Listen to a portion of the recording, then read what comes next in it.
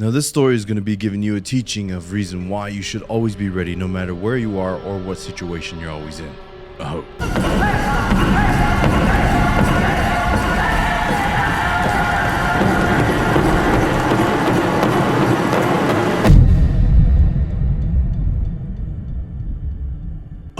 Hey everybody, welcome back to another episode of Shanclen Shadow Productions. Now I know I've been gone for a couple weeks now, but I've been shooting music videos, I've been traveling and going to basketball tournaments and just doing a lot of filming, so a lot of content coming up very soon. But I wanted to be able to give you guys a cool story that I honestly forgot, and it was one of those stories that it popped recently back up in my head back at home. And I was thinking, I was just like, how did I forget this story? How did I almost forget this experience? And I guess you could say it was probably one of those scenarios to where it wasn't during the times when I was with like my brother or the crew, or during one of those times when I was expecting it. This event happened during a time when I least expected it. So that's going to be one of the major teachings that's going to be in this video, is always make sure you're ready, no matter where you are or anything like that, because spiritual activity, spiritual things can happen at you at any location. Now, this location, I'll have to say, I'll go in a little bit more detail about it, but this is going to be a tale of the story of the Petroglyph ghosts. So have you ever been to a location where there's petroglyphs or cliff drawings, cave drawings, or anything like that? Well, this story takes place at one of those locations, and it honestly wasn't planned. So the reason why it wasn't planned was because this happened during my time when I was working one of my first jobs in the solar industry, and I was traveling the US installing solar for indigenous tribes on the western coast. So for this job that we did, we would travel to these locations, to different reservations, to install solar. Now, a lot of times at these places we would go to, it wasn't like in the city, it wasn't in like a heavily populated area. So we went to this place called Bluff, Utah. Now, Bluff, Utah is southern Utah, right on the border of Arizona and Utah right there. So the Navajo Nation border is just right there. So this install that we were doing was honestly really good, that we were there to actually help the tribe. But if any of you have been in Bluff, Utah or passed by there's not really a lot of stuff. There might be like a little hotel there, but honestly, the tribal program was trying to save money where we could. And there was a river that ran to the south of Bluff, Utah. And so along that river, there was a campsite that was right there. So we would go and we would do our install and work and just live out the day. And it was honestly a really beautiful place, a beautiful time of the year, to where it wasn't too hot, it wasn't too cold, really anything like that. So we would finish up a long, hard day. We'd go in the river and just have a little bit of fun right there at the campsite. So yeah, it was one of those things to where, like, I was still young, I was trying to make as much money as I can, but I really didn't. It was one of those things that were like, I didn't have a tent or really anything too, so I was going to be sleeping underneath the stars that night. So at this campsite it's right alongside of a river, like how I mentioned before, but not too far away. I would have to say 300-400 yards away there's like a little cliff face that's right there. And on that cliff face right there, it was to my amazement that when we showed up there, the first night that we were there, we were actually camping alongside the cliffside. And I was just like, okay, well, I got a couple hours to kill before it gets dark, so I went to go explore a little bit. So a little bit of frame of reference, this one had to have been like I was 18, 19 years old, out of high school, working my first solar job and everything. So I guess you could say I was still pretty young, but I was still vigilant, pretty experienced with all the spiritual stuff and teachings that I was given by my elders at the time. So when we were there, I was walking around and I went to the cliff face because I wanted to get a really cool picture of the river and like the cool mesas that were around there in the area. And as I was kind of climbing up the cliff right there, it was really interesting, because then I saw the petroglyphs that were right there, and I was just like, oh wow, this must be a sacred site that's right here. So there's petroglyphs all along this wall right here.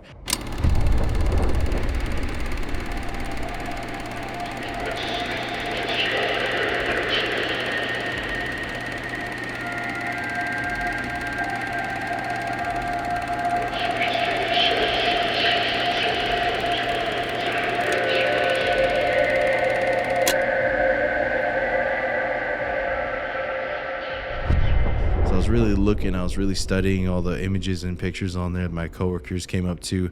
And all my coworkers were of indigenous descent as well. They weren't Navajo, they weren't Diné, but they were of other tribes. One of them was Northern Eastern Band Cherokee, and the other one was Pueblo.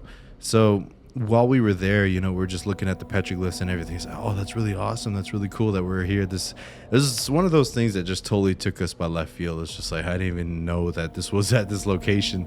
So we're just like, okay, cool. So I just acknowledged that it was there. Okay, this is a lot of people used to come through this way. Made sense with the river and the water that's right there as well.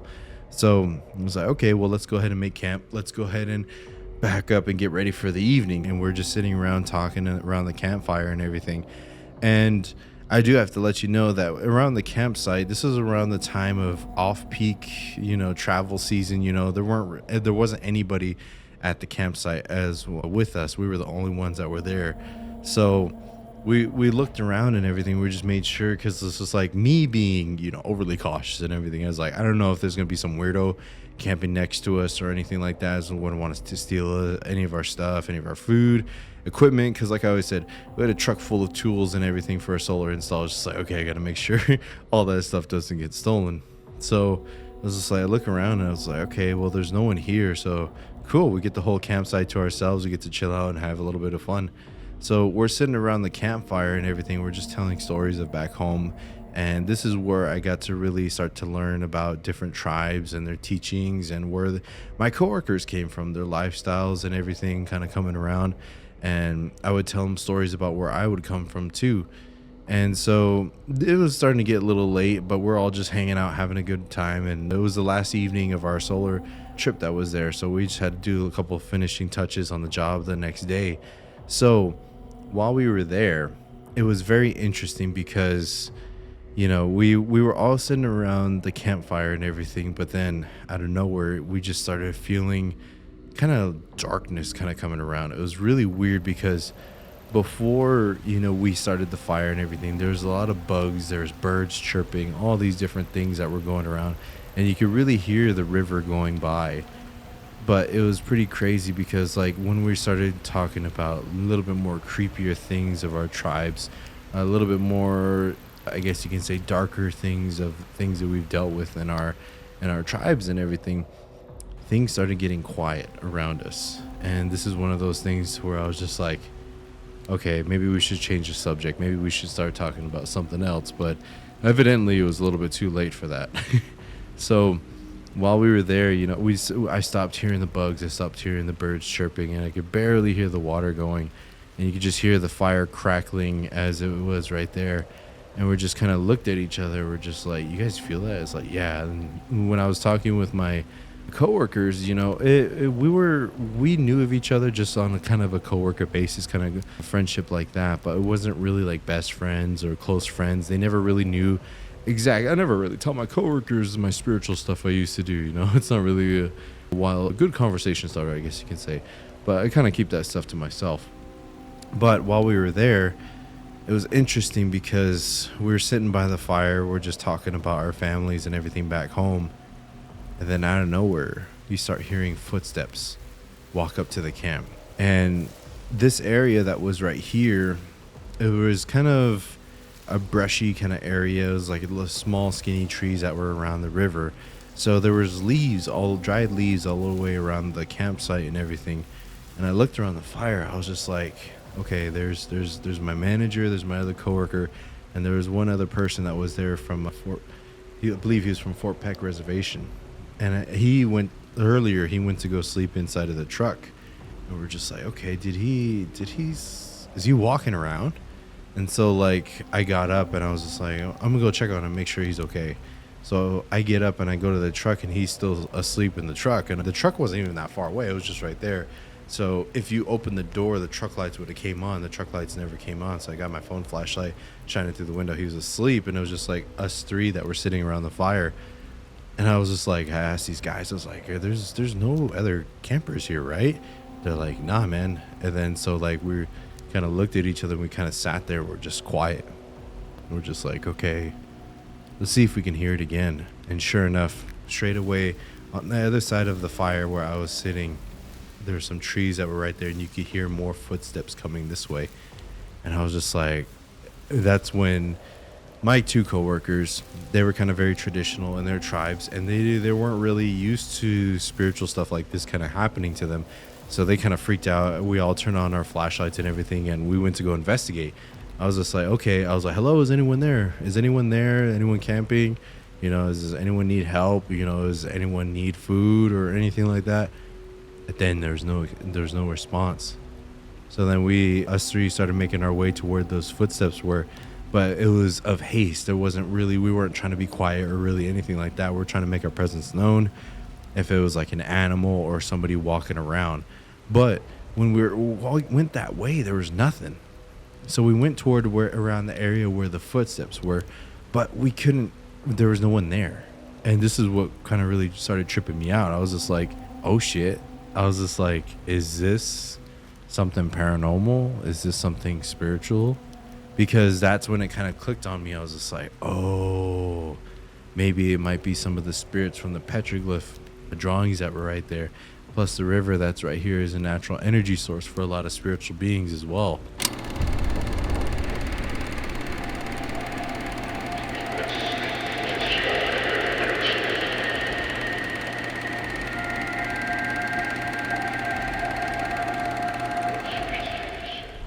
So it could be river spirits, it could be spirits of the petroglyphs, it could be passerby spirits that were here.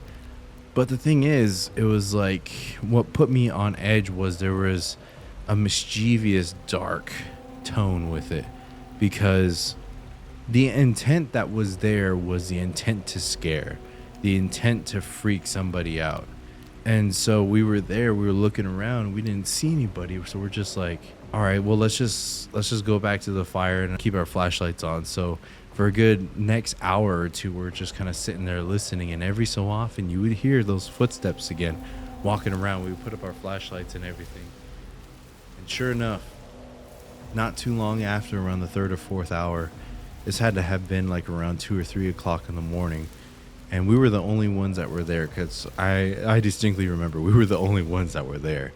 And this is when it got really creepy and dangerous, was because we started hearing dog whistles. We started hearing whistles above on top of the canyon walls.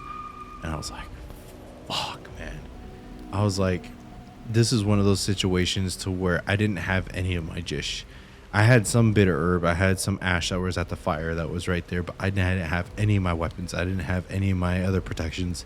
I normally carry with me whenever we go deal with some Yenagloshis or Skinwalkers or any evil beings that's out there. So I was just like, fuck, dude. So what I ended up doing was I went back to the fireplace, and my two coworkers who weren't from the area were just like, what the hell was that? And I told them that this is an area that is of the Ute and the Navajo Nation border that's right here. So this is when I said that when Skinwalkers and Yenagloshis kind of come around, this is along those borders of where it kind of bleeds into the other nation that's right there. So like I said, Navajo Nation was just literally like a couple miles down the road from there. So I wouldn't be surprised if there's some Skinwalkers in the area. So I ended up going back to the fire, and my coworkers were starting to freak out. They're like, Skinwalkers? They're like, hell no, I don't want to mess with this. I don't want to do anything. And I told them, I was just like, don't matter if you want to mess with it or not. They're fucking right there. And I told them, I was just like, here, go to the fire, get some of this ash, or grab some of the ash that was from the fire. Put this on your forehead, and, you guys can just chill if you want. I'm going to be staying up as long as I can. And one of my coworkers, he was pretty freaked out. He's like, screw this. I'm gonna fucking sleep in the truck. And so he went in the truck and he locked the door and everything.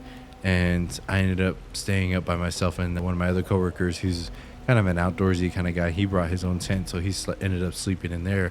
But I made sure to try to keep the fire on all night. And so as everybody was in that transition period, that's when you start hearing them call out to us on top of the canyon walls.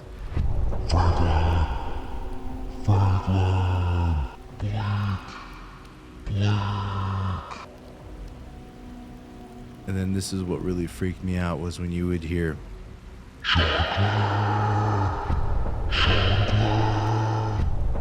and so this right here was really creepy, because these guys, I never spoke my spiritual name around these guys.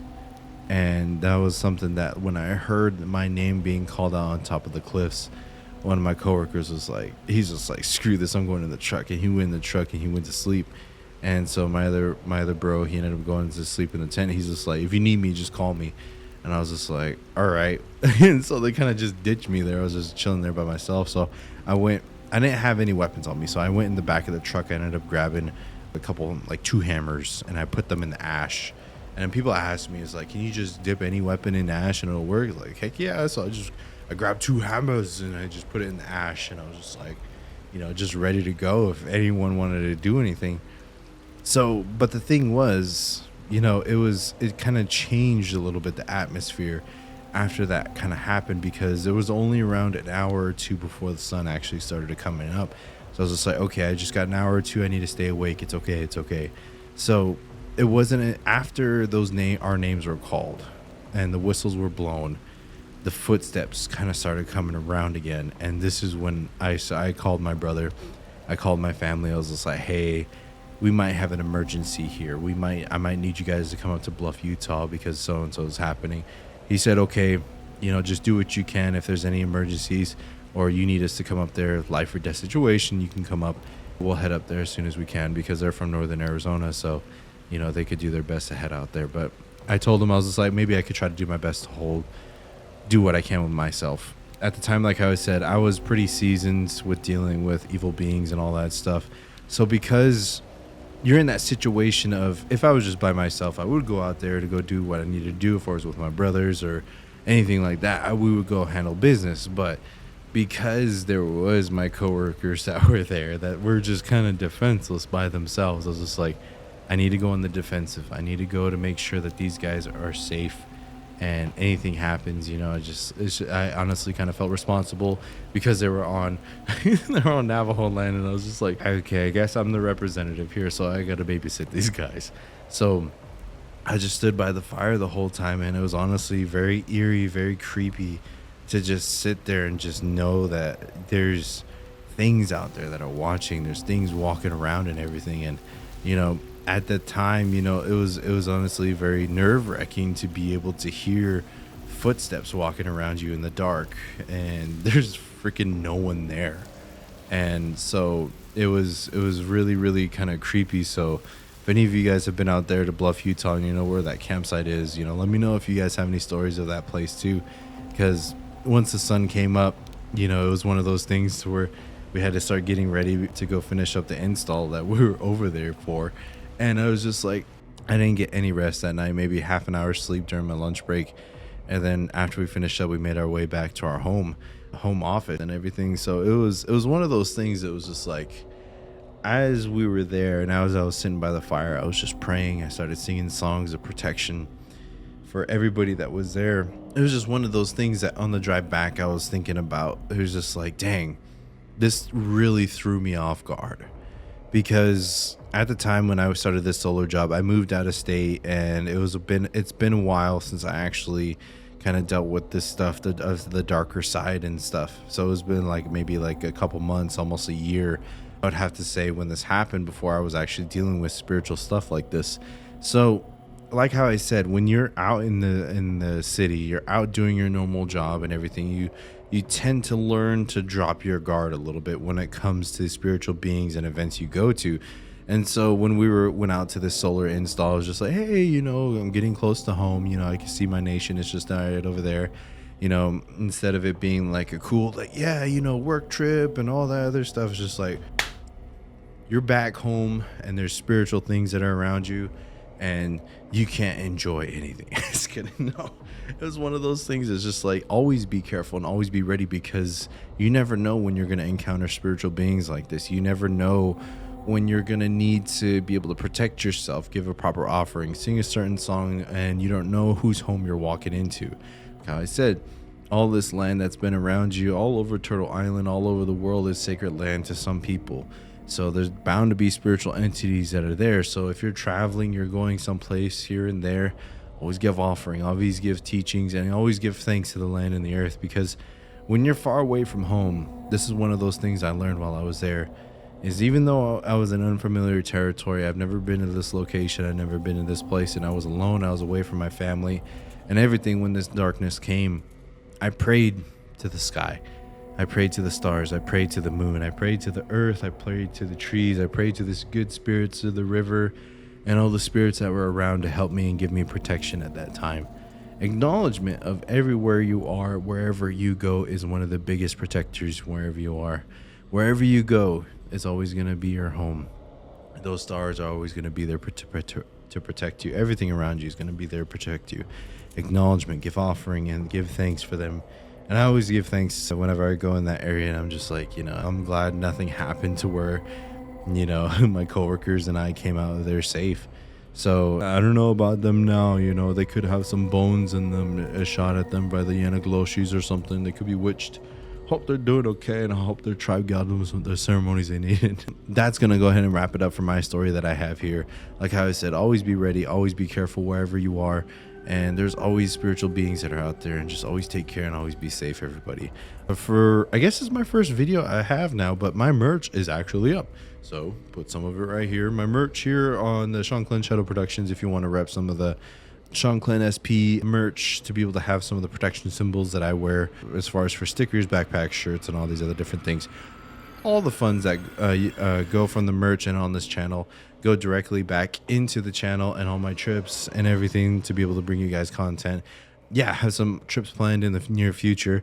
So like I said, I got a music video finished up. I'm going to go see a very cool individual in October who's going to be giving some teachings of his tribe and where he comes from too as well. So stay tuned for that. It's probably going to be a really good Halloween episode for that one. And stay tuned, everybody, because I'll probably do some live streams for members only and everybody else as well. So stay tuned. Thank you guys so much for watching. Be sure to like, share, and subscribe. And I hope you guys have a good evening, morning, afternoon, wherever you are. I almost forgot my punchline. Man, it's been that long. All right. Well, thank you guys so much for enjoying all my content. More content coming very soon. And you guys take care. I'll go now.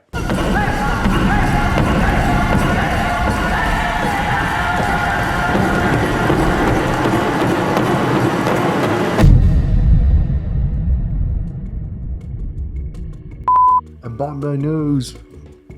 I'll go now. I'll go now.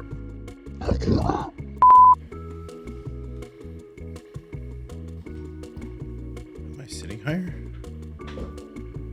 Ooh. That's what I knew. I knew I was in the right area. It's just muscle memory at this point. If I don't have it down, I knew where I was. I know where I'm supposed to be. My chair was in the wrong place. Summertime in Phoenix. 1:17 today. As a shadow warrior who likes to wear all black, I suffer. My boss the next day was like, "Hey, did you guys sleep good?" And all my coworkers were just like, he's like, "What happened?" We told him the story, and he was our manager was a Navajo too. He's just like, "Yeah, bro, he's ended up sleeping at a hotel." I was like, "Dude, must be fucking nice, bro. Must be fucking nice."